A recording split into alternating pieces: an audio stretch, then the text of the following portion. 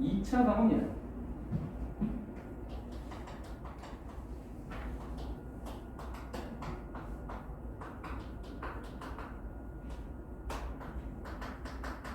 이렇게 나뉘는데 이때 이 1차 방어는 선천성 면역이라고 하고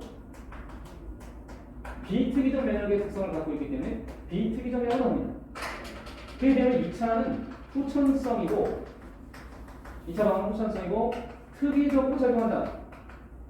이게 이제 특징인데 일단은 1차 방어를 좀 제대로 이해할 필요가 있어서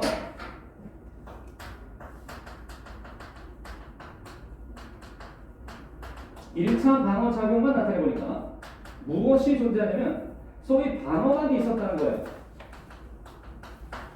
방어막, 그러니까 국경이 있고 거기에 뭐 그 국경 수비대가 있고 막 이런 것처럼 또는 우리가 적의 어떤 활동, 외국 다른 침입자들의 활동을 늘 예의주시하고 있는 것처럼 그게 뭐 그중에 하나가 그 뭐지 뭐 사든지 뭔지 사스인지 뭔지 사스가 아니고 그런 걸 통해서 어떤 이상 징후를 감지한다고 레이더를 통해서 그런 것처럼 또는 철통 같은 방어막을 마련해 놓고 그것으로 보호를 하는 것처럼 우리 몸에도 있다면 그게 뭐냐? 피부. 점막이라는 건 소화기관 내부의 피부를 말하는 거예요. 그리고 그 속에 그 겉에 흐르는 점액이 있다. 굉장히 훌륭한 방어막이다. 그 정도. 피부가 상당히 훌륭한 방어막이 됩니다. 이런 것들이 있다는 정도로만 우리가 알면 되겠고 그보다 이제 더 중요한 자 1차 방어 작용에서 관여하는 일 중에 거기 우리가 그 조금 용어 하나를 짚고 넘어가자면 이 애들이 갖고 있는 어떤 그 특이 성분 중에 점막이나 점액에 흐르는 라이소자임 같은 애들이 효소인데 이 효소가 분해 효소야. 그래서 병원체들이 있을 경우 그것 자체를 녹여버릴 수 있는 힘을 갖고 있어요. 그래서 상당히 좋은 거죠. 세균 같은 거를 빨리 제거할 수 있기 때문에 우리가 보통 점액이 흐르는 곳이 여기 기도에도 흐르고 소화기관 자체도 흐르는데 이곳에서 막 점액이 많이 분비되면 그게 이제 가래, 콧물 이런 것들로 바뀌는 거예요. 자, 여기에 이제 방어막이 있다면 두 번째가 염증 반응을 얘기합니다. 염증 반응 자체는 그 염증 반응으로만도 이제 시험에 날 수 있는데 일단은 저거를 설명하기 전에 1차 방어 작용에 관여하는 세포들과 그리고 물질들에 관하여 정리를 먼저 하자면 자, 선천성 면역의 여기 선천성에 관여하는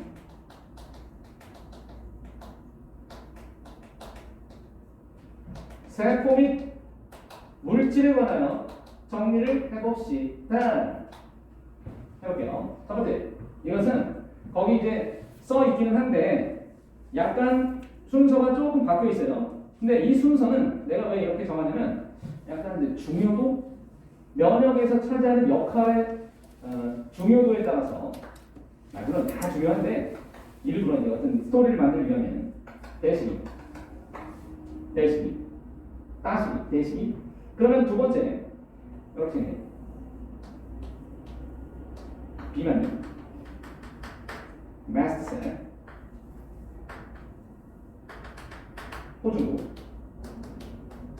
호중 백혈구액은 참고로 백혈구 다 백혈구들의 사총 집안이다. 기능을 정확하게 이해하라. 기능 대시기는 식균 and 여러분 이게 뭐냐면 봐봐 항원을 먹으면 참고로 항원이 뭐냐 항원 이꼴 그냥 우리는 병원체라고 생각해도 되고 면역을 일으키는 면역 반응을 일으키는 원인이 되는 겁니다. 안티젠이라는 영어를 쓰죠. 그 항원이 들어오면 먹어 그리고 그것을 늘어놔 자신의 세포막에다가 늘어놔. 그걸 뭐라 그래? 이걸 뭐라 그래? 네 글자.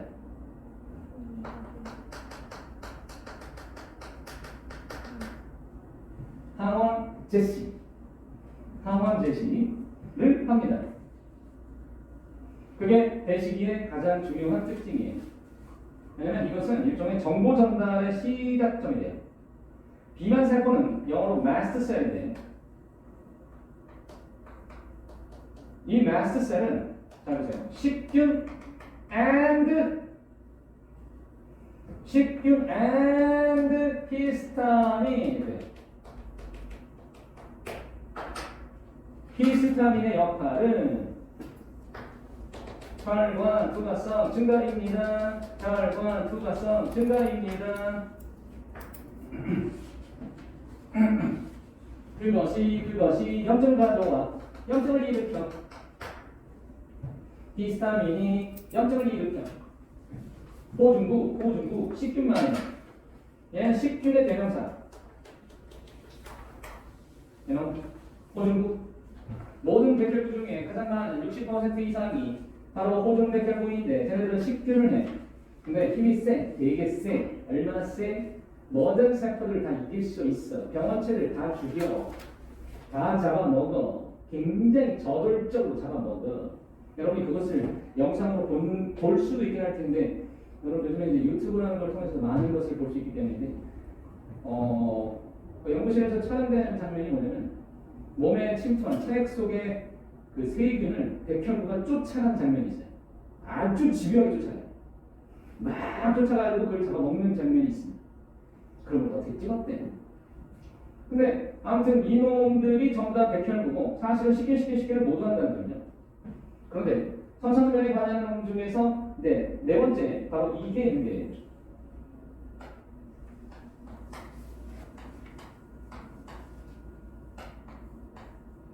얘를 이름하여 NK셀입니다. NK세포라고 불러요. NK세포는 식균을 하지는 않고 주로 항원을 공격하는 세포입니다. 무엇에 따르면 natural killer예요. 자연 킬러 세포입니다. 항원을 공격하고 심지어 암세포도 공격한다. 여러분 뭐가 짚히는가가 있습니까? 항원을 공격할 때는 지금 보이는 것처럼 마치 창을 찔러서 항원을 찔러주기듯 항원에 세균의 새콤하게 구멍을 뚫어버리거나 독성물질을 통하여 항원이 꼼짝 못하게 하는 역할을 NK셀이 한다면 근데 이게 이상하죠? 왜 여기서 암세포도라고 표현을 했을까요? 그러면 또한 얘가 누군가를 공격할 수 있다는 건 질문이 그건데 두 가지 질문을 던질 수 있습니다. 첫 번째, 이 NK셀은 특이적으로 반응할까요?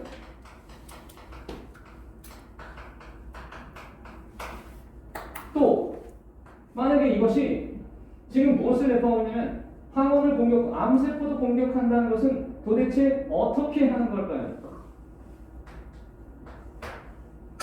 일단 얘는 특이적이 아닙니다. 무작위적으로 공격하는데 이거 어떻게 암세포를 공격하느냐고 할 때 얘가 가져야 될 가장 중요한 능력은 피하 식별이 가능하다입니다. 요게 피하 식별하는 장치예요. 피하는 건지 나와 남을 구별할 수 있는 능력이 NK셀에는 있어요. 그래서 저 안테나 같은 부위를 세포에다 꽂았을 때 일치하면 안 건드려요. 그런데 다르면 공격합니다. 근데 이게 무슨 뜻인지 이해하실까요? 암세포가 공격을 받는 이유는 이 안테나의 모습과 일치하지 않는 것들이 생기기 때문이에요. 즉 분명한 것은 암세포는 P야 R야 나라고. 근데 공격당한다고. 즉 나 아닌 나 같은 세포. 분명히 내 세포인데 나 아닌 것처럼 된 세포라고. 그래서 공격당할 수 있어요. 그럼 되게 좋은 놈이죠. 훌륭한 놈이에요. 이 NK셀이 혈액에서 NK셀의 활성도가 높으면 암에 안 걸려요. 근데 그게 활성도가 떨어지면 암에 걸리거나 또는 걸렸거나. 그래서 이 NK셀의 활성도를 보는 키트를 개발하여 NK뷰 키트라는 걸 만들어서 팔고 있죠. 우리나라에서. 그런 것들이 사업이 되는 거예요. 그 다음 면역 물질 가운데서 거기 보면 인터페론, 항미생물 단백질이라는 게 있는데 항미생물 단백질의 가장 대표적인 두 가지만 우리가 얘기해 보자면 인터페론이라는 게 있고 그리고 또 하나가 보체 단백질이라는 것이 있는데 이 인터페론은 그냥 우리가 쉽게 바이러스의 특효다.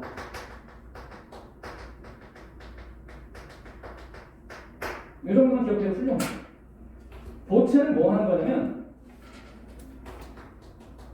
세균의 세포막에 구멍을 뚫어요. 그러니까 세균을 찔러 죽일 수 있는 물질이 보체라는 거예요. 근데 얘는 누구랑 함께 가냐면 나중에 보면은 항체와 함께 갑니다. with 항체. 항체 꽁무니에 쫓아가는 물질이 보체예요. 그래서 세균 항체가 딱 세균 잡으면 보체가 나와서 세균을 찔러버려요. 강력한 물질들이죠. 이거 말고도 수백 가지가 있습니다. 면역 물질은 대단히 많아요. 자, 그렇다면 여러분 이제야 우리가 저 비만 세포의 작용을 특화해서 살펴보도록 하겠어. 지금 여기 비만 세포가 어떻게 작용하는지 나타내는 염증 반응의 모습. 이거는 그냥 기억하시면 됩니다. 상처를 입었어. 그래서 이렇게 상처가 생겼어. 보통 상처가 생기게 되면 그곳으로 감염이 일어날 가능성이 매우 높죠. 모기가 사람 피부에 지 주둥이를 꽂아버렸을 때 아주 더러운 놈이에요. 꽂으면서 입 주둥이에 있는 그 막 더러운 물질들을 다 집어넣고 혈액 응고를 방지하는 물질 같은 걸 집어넣고 온갖 세균 바이러스가 다 집어넣고 그 더러운 놈이 다 집어넣고 그리고 피를 쪽쪽 빨아 이 더러운 놈. 그때 세균 들어가고 뭐 들어가고 하여튼 잡스러운 게 다 들어가니까 어떻게 되냐면 그 작은 목이 한 방 물렸는데 여기가 이렇게 도오르는 거야. 얼마나 더럽겠니? 여기가 잔뜩 있다고. 그 항원들이 들어왔을 때 여기 혈관이 있다. 그러면 비만이가 여기 나타난 거야. 비만이 빠라란 너네들 뭐냐? 먹어버려. 먹고 히스타민을 분비해. 히스타민이 뭐 한다고? 히스타민은 혈관 투과성을 증가시켜서 염증 반응을 높게 만들고요. 그럼 H가 이 혈관 투과성을 높이니까 여기 작용하죠. 그럼 여기에 구멍이 뻥뻥 뚫린다. 크게 열린다고 보면 돼. 그럼 어떻게 될까요? 혈액들이 이리로 빠져나가겠죠. 혈액에는 이 수많은 선천성 면역에 관련된 물질들이 포함되어 있습니다. 그것들이 감염 부위에 집중되기 시작해요. 그러면 어떻게 될까요? 이렇게 부어오르겠죠. 여기가 이만큼 부어올라가요. 이거 부어오르는 현상 우리가 부종이라고 해요. 부종이 생겨요. 그게 염증이에요. 그 부어오름과 여기 이제 수많은 여기서 면역 반응이 지금 막 나타나고 있겠죠. 그때 히스타민의 역할이 혈액을 굉장히 많이 공급시켜주는 역할을 하기 때문에 그리고 또 그 자체가 약간의 어떤 가려움증도 유발하기 때문에 우리가 목에 물리고 나면 뭐 그런 거에 되면 감염되거나 그 부위가 가려울 수가 있어요. 물론 모기에 물렸을 때는 유독 더 가려운 성분이 이제 생기게 마련인데 그때 이제 막 손을 뻗고 긁으면 감염된 부위를 긁으면 안 돼.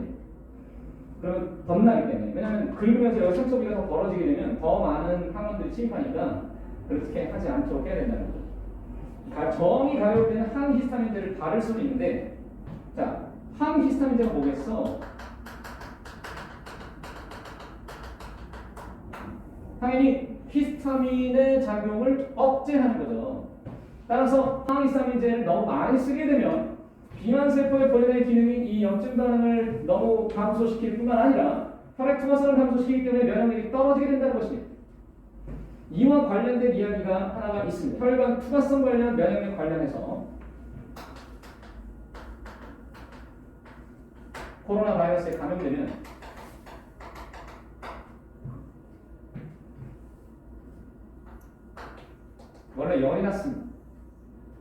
원래 열이 났습니다. 그런데 희한하게도 그러니까 이게 처음에 이미 코로나 그거 있잖아. 왜 처음 거는 열이 많이 나는 거였어. 맨 처음에 알려진 거. 근데 이 감염이 변이가 나타나서 오미크론 형태의 경우에는 열이 잘 안 나요. 잘 안 납니다. 이 당시에는 고열이 많이 나서 그 열 오르는 거로다가 감염인지 아닌지 파악하려고 했었는데 그럼 얘는 열이 나는데 얘는 왜 열이 안 날까? 바이러스 성격이 많이 달라진 겁니다. 그리고 이건 어떻게 받아들이는 게 타당하냐면 일반적으로 우리가 무섭게 여기는 독감은 여전히 독한 놈이에요. 그 독감은 감기하고 차원이 달라서 진짜로 감염되면 독하기 때문에 열을 무조건 끌어올려요. 그리고 독감의 위험성은 뭐냐면 폐 쪽을 공격해요. 여전히. 그렇기 때문에 그냥 무섭습니다. 근데 오미크론은 폐 쪽을 공격하지 않는 것으로 보인다는 거예요. 왜냐하면 여기서만 놀아요. 여기서만 깔짝거리다가 나간다. 그게 뭐냐면 인체, 우리 몸이 처음에 이 델타나 이런 것들을 볼 때는 쑥 들어와가지고 폐를 감염시키니까 그때 몸의 면역작용은 뭐냐면 이대로치면 큰일 납니다. 빨리 열을 올려야 되겠습니다라고 시상하고 명령을 해요. 근데 왜 열을 올려야 돼? 그게 논술 주제로 나온 적이 있었어. 얘기했나? 열을 올리면 왜? 봐봐. 아이러니하게도 열을 올리는 것은 면역력 증가와 관련돼 있어. 왜? 예? 열이 면역력 증가요? 즉 바이러스에 감염되면 우리 몸이 일부러 열을 올리는 거야. 근데 얘는 아니라고. 얘는 아닌 거는 우리 몸이 판단할 때 아이고 그 정도 갖고 열을 내요. 얘 심각하지 않아? 근데 또 없어질 거야. 열을 안 내는 거야. 증상이 나오지 않았다. 즉 별로 아프지도 않고 열도 안 오르고 그럼 야 뭐야 그게? 감기만도 못한 거야. 이런 감기만도 못한 놈이 그럼 뭐 할 수 있습니까? 면역력 증가와 왜 관련되느냐? 열이 오면 히스타민하고 비슷해져.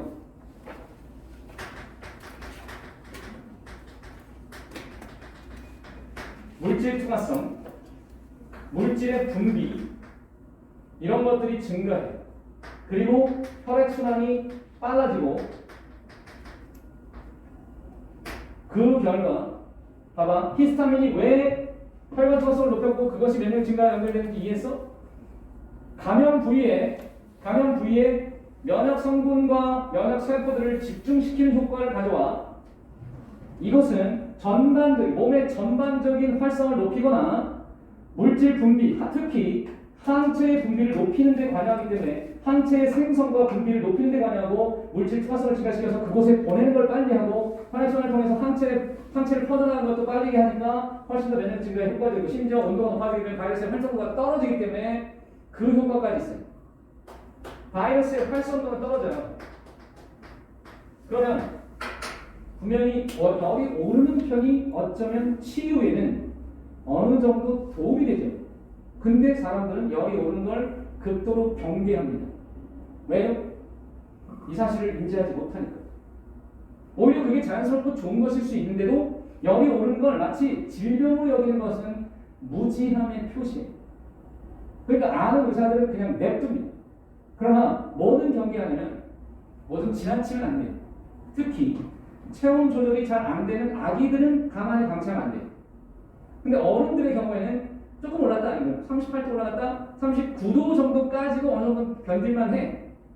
근데 이게 문제는 39가 누구에게 위험할 수도 있어, 있기는. 따라서 일반적인 미온, 그러니까 약간 올라가는 정도, 9도 이내에서, 그러니까 38도 정도 범위 내에서 왔다 갔다 하는 것은 그냥 지켜보는 게 나아요. 그게 막 지나치게 올라가서 막 의식이 없어질 정도면 40도를 넘어가면 의식이 없어져요. 근데 온도라는 게 체온이 38도에서 금방 40도 될 것 같아요. 그렇게 움직이는 건 아니에요.